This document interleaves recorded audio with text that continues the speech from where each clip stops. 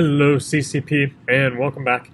I know that yesterday many of us were in class for our Intro to Romanesque and Gothic Architecture, but I realized that I forgot to record the lesson. So for those of you who were in class, great. For those of you who missed class, here is our lesson on Romanesque and Gothic Architecture, and this is really part one that's going to set us up to talk about Romanesque, or to talk about our Gothic architecture in the coming days here.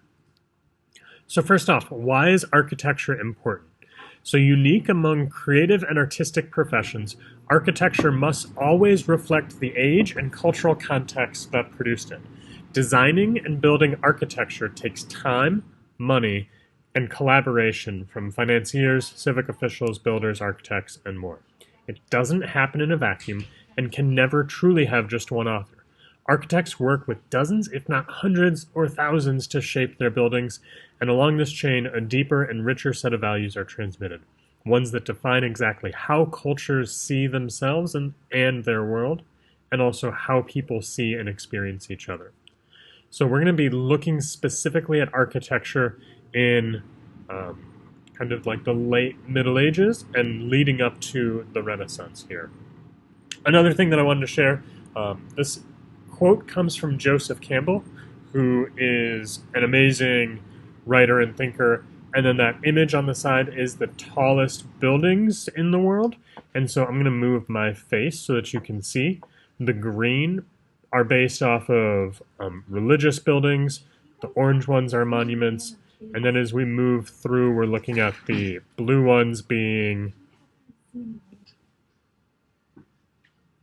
So then the blue buildings are mixed use, and the orange or the pink ones there, where you can see like the Sears or the Willis Tower, those are strictly commercial. So Joseph Campbell said, look at a medieval city, which is what we're going to be doing with this lesson. The highest building was always the cathedral. Go down to the old towns in Guatemala and you'll see that the highest buildings were temples. But when you come to 17th century Europe, the principal building is the palace. Culture has moved to a political center. Approach any one of our cities, San Francisco, for instance, and what do you see? What are the highest buildings? They are economic buildings, either high apartment houses or office buildings. And that tells you what's running culture. So as we look at this graphic here, we can see that modern tall buildings are, by and large, commercial or economic buildings. And so economics or capitalism or money is essentially what's controlling our culture. Back in 17th century, the tallest buildings in 17th century Europe were the palaces. And so we've got kind of this political center to culture of that time. And then stepping back in the medieval cities, the cathedrals were the tallest buildings. And so the cultural center, the heart of culture, the heart of society is religion and faith.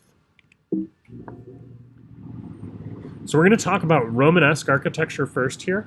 Romanesque is the first kind of internationally or first recognized architectural style across Europe or the Catholic world. It has its roots in kind of 960s to about 1112 AD or CE, and it's going to draw heavily on both Byzantine and Roman styles. The reason that we call this Romanesque is because it is like the Roman architecture of the time there. And what we're going to see is Romanesque architecture has a lot of different regional styles. There aren't a ton of people who are moving around besides merchants. And so as we see kind of this slow evolution as people start to move around along trade routes. So the first one we're going to talk about is the Church of Saint Foy, or Sainte Foy, and it was started in about 1050 and finished 80 years later in about 1130 CE. The church itself is 193 feet long.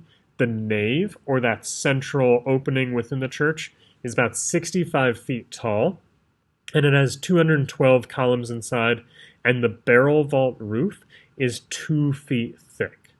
So we're going to look at some specifics with this. Notice that we've got the start of this, what's going to be called the Latin cross floor plan laid out. But let's look at a couple more images of this church. So we've got the front there in the image on the right. We can see that there are two towers that are kind of flanking the entrance. The entrance is down, hidden behind that building there. And then on the left, we've got a picture of the nave. Now, the nave is that big, open central part of the church. It moves down and ends with the asp, which you can see down in the bottom here. And in Romanesque architecture, one of the big features are those nice, like, rounded Roman arches. Because of the way that they're built, the support pillars are inside, and so we can see these thick support pillars that are separating the nave here from the aisles on the sides. But these support pillars are inside, which means there's not a ton of space for windows, which generally means that they're going to be darker and less open feeling than what we're going to see with the Gothic cathedrals in a little bit. So the Church of Santa Fe is along the one of the pilgrimage routes. During the kind of the Middle Ages there, we had a surgence of kind of this worshiping of relics or pilgrims going to holy sites in order to receive absolution for sins and just to draw closer to God. And so one of the major roads was this road to Santiago de Compostela, which is over here in Spain. And so we can see these main pilgrimage routes kind of moving through France and Spain there. And Santa Fe is somewhere along the trade route or the pilgrimage route in that kind of France-Spain border region there. But you'll see we're going to look at the Chartres Cathedral. We're going to look at St. Denis. If you're familiar with the cathedral in Notre Dame in Paris, which had the roof fire a few years back, we see Paris up here. But all of these routes are going to see lots and lots of German and French and Spanish Catholics moving across them to kind of follow this pilgrimage path. So this floor plan, speaking of the pilgrims coming through would start kind of across the transept here. And so this floor plan is what we call a Latin cross. And so if you stood this up on end, the entrance here, or generally the west portal, is going to be the base of the cross.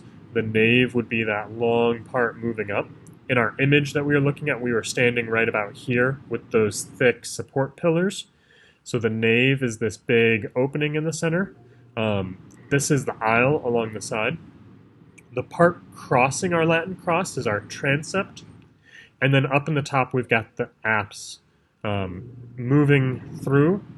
Pilgrims would come in, and there'd be little chapels with sculptures to patron saints and to kind of holy members of the church.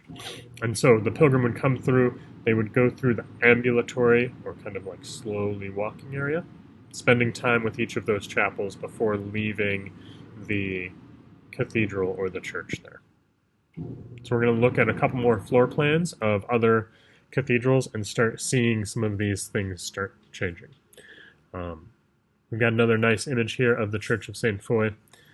This is from the back. You can see the west front having those two towers there.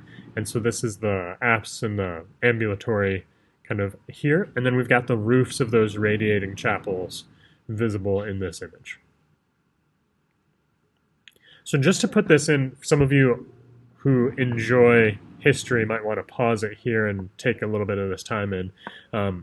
The Romanesque structures are going to really start kind of around the same time that we see highlighted in red there, where Alfred the Great starts like forming England as a country and turns back Viking invaders. We're going to have the Battle of Hastings, which is going to change both English and French history forever.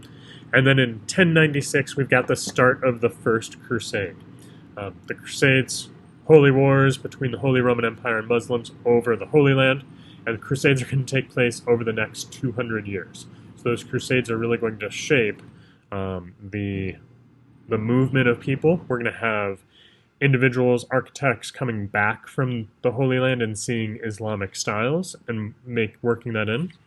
And then around 1144, we're going to see the Basilica of Saint Denis completed, and that's going to begin the Gothic style. So today we're going to talk about that chunk of time between 896 and 1144. So one of the key elements to Romanesque architecture is this concept of the barrel vault. And so we saw this in the Church of St. Foy in the roof or in the ceiling of it.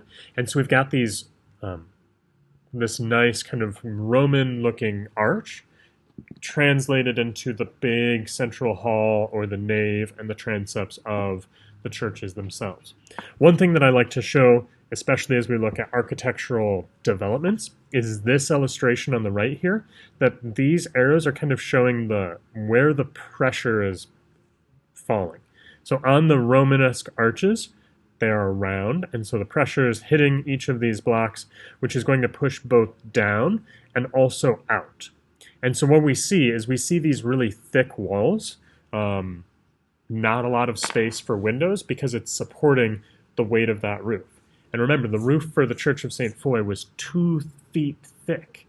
And so as we look at bricks on top, in order to keep that arch sturdy, the walls and the support pillars need to be thick, creating that really visually heavy space inside the cathedral. So, with Romanesque cathedrals, the support pillars are going to be inside the church. So let's look at another one here. We have the Bamberg Dome, which you can go off and translate, but as we see dome or duomo, those words are going to translate to English as cathedral. It was founded in 1002 and then consecrated in 1012. So it was built a much smaller version than we have within 10 years. And then there's going to be a series of fires and other kings and rulers taking over. And eventually in 1111, King Otto of Germany is going to rebuild the entire thing bigger, and that's going to be the structure that we see in front of us here. It is 308 feet long, 91 feet wide, and 85 feet tall. And there are 4 towers, and the tallest of those, or the towers themselves, are 308 feet tall.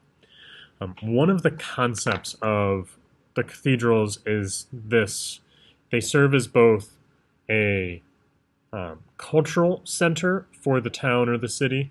They also serve as kind of this metaphorical connection of that city to God. And so as we look at religion, Catholicism, like the Pope is the most powerful person in the world at this time, even more powerful than the King of the Holy Roman Empire.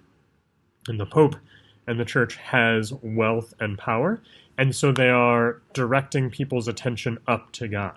So if you can imagine being like this person walking into the Bamberg Dome, you're going to walk through this doorway, and everything about this is pulling your attention upwards to heaven, which is where God resides in that doctrine. And so you can see in this image how this Bamberg Dome or the Bamberg Cathedral sits really above the city and is directing everything attention up to God. So we're looking at it from the opposite end here. We have the apse on the back, and you can see that these walls don't leave a lot of space for windows. And so we're going to see what that looks like on the inside in a second. This does not have the Latin cross style. Many of the German cathedrals are not going to adopt those until the Gothic era. But we can see the floor plan moving into the cloisters on the side. So, over the top of the doors, there are, on majority of cathedrals, these things called tympanons. So the tympanum translates from the Greek word for drum. There's drum elements in the band that pull from that same word.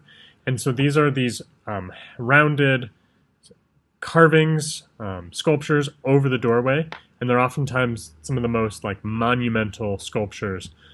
They're on the lintel of the doorway, so that top support beam, and then oftentimes they're encased within an arch. So if you're confused or unsure of whether a cathedral is going to be Romanesque or Gothic, one of the best places of looking is the tympanum, which is right over the entry doors to the cathedral. If it's this nice rounded hemisphere or half circle, you know that that is by and large going to be a Romanesque cathedral. So they're the first imagery that the lay folk or the common people would see as they're walking into the church. And one of the main purposes is to really separate that concept of like your everyday mundane life with entering into a holy place. And so these the lay folk would walk in, they're largely illiterate. The only educated people are going to be like priests and scribes and sometimes nobility. They're largely illiterate, and so these sculptures function beyond like designating this as a holy place. They function in a way to like educate or to show some of those key elements of the faith. So they're there to break from your everyday life into like I'm entering into a holy place.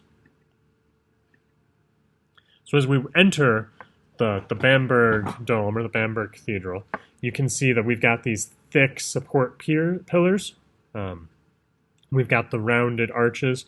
There is a little bit of a point to some of these as we look at the vaulting in the ceiling.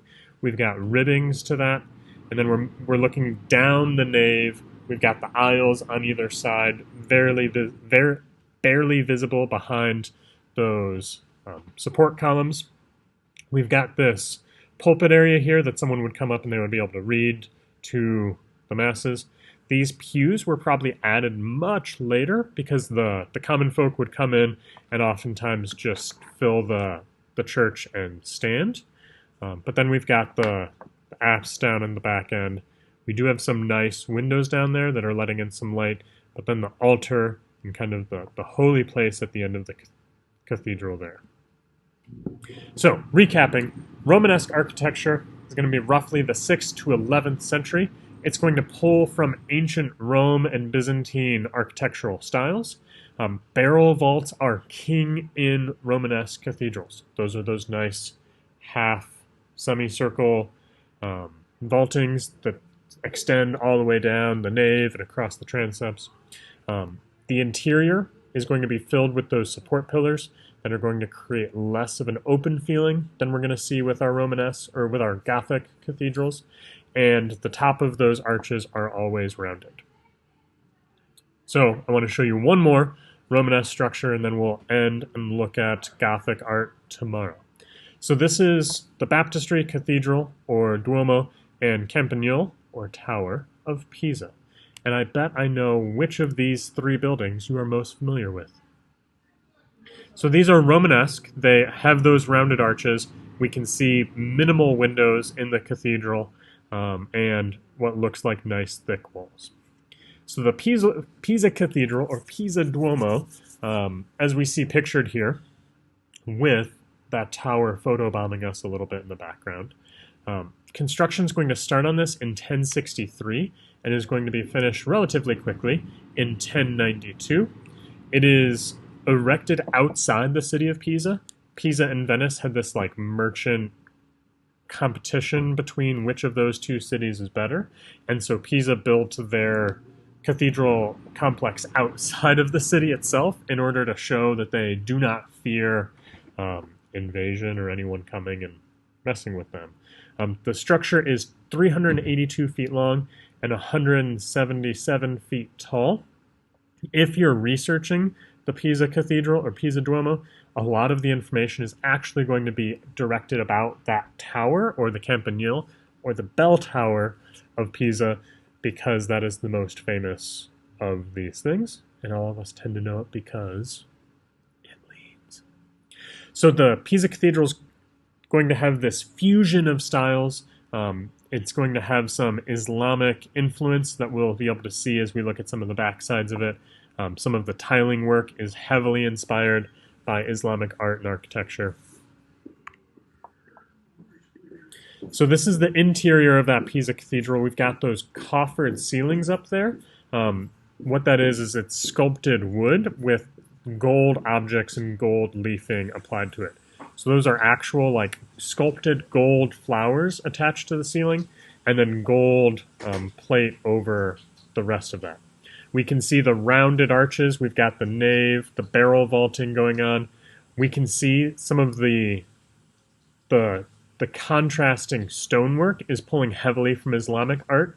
The tile work is pulling heavily from Islamic art.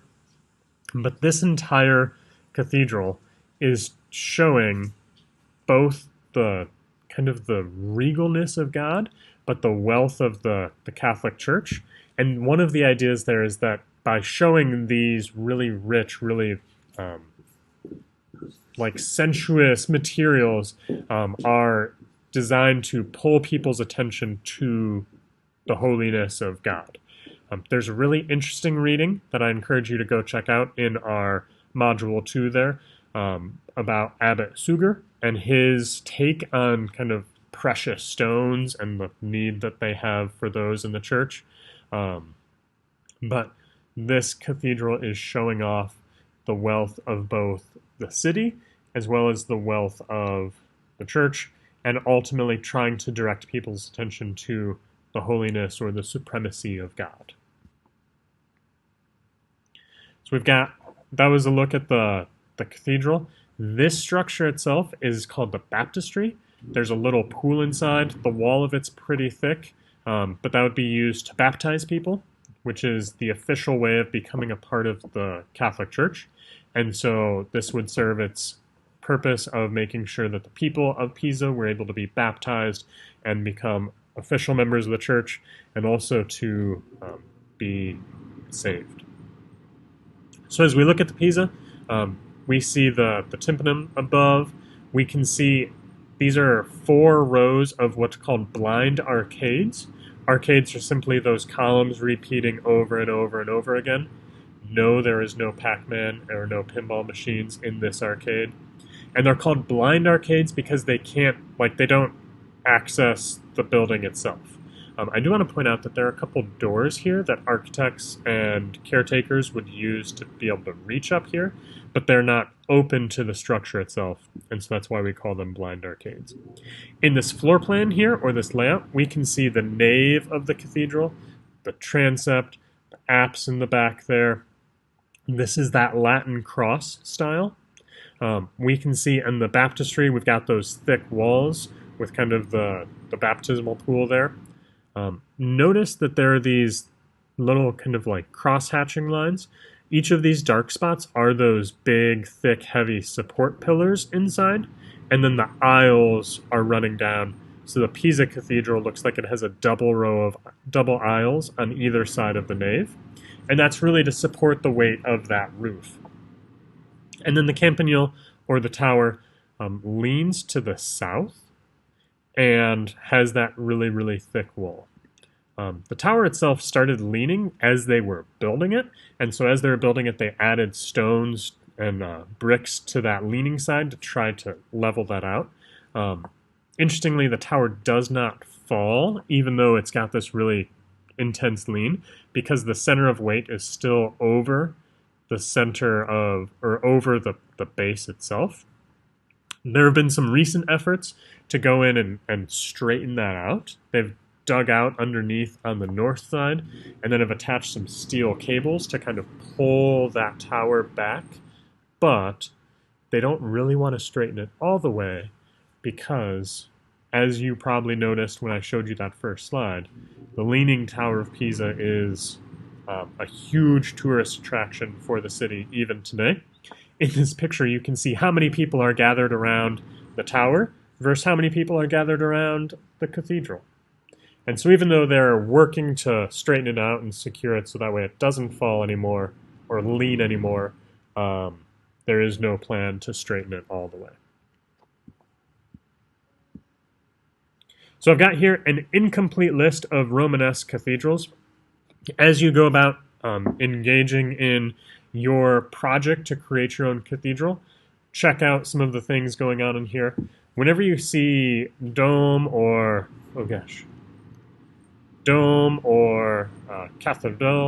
cathedral takes a lot of different spellings and looks in different languages, so just know that there are differences there. And then if you're looking for a more complete list of Romanesque structures as a whole, remember that that was a unified kind of like couple 100-year chunk of time throughout all of Europe where people were doing very, very different things. I have attached a Wikipedia list there that you can look at some of those structures based on regions. I have the Jansen text uploaded to Google Classroom. I encourage you to, at the very least, open that and look at the images in the Romanesque chapter. Even if you're not reading through, expose yourself to those and connect those images and those styles to this concept. And in class, we talked a little bit about the Bayeux Tapestry. That image there is as the complete Bayeux Tapestry. It's about 2 feet tall, like wide, and over 230 feet long. And that depicts the Battle of Hastings. And if you, well, let's go look at it. So the entire piece is depicted in these needlepoint stitchings, and the whole thing would be rolled and then displayed around the church in Bayeux region of France. So we've got these people kind of showing, launching off to war. We've got some people planning. We've got the beginning of battle scenes. We've got King Harold. We've got wealthy individuals. We've got knights. And so it depicts, as you move through, this entire story of the Battle of Hastings. If that seems interesting to you, there is also Northern Ireland put together their own Bayeux Tapestry recently that depicts like the entire storyline of Game of Thrones. And so if you're into that, you can check that out. It'd be the Game of Thrones Bayeux Tapestry. But this is going to wrap up our conversation about Romanesque architecture. And when we come back, we will talk about Gothic work and then launch into our cathedral project.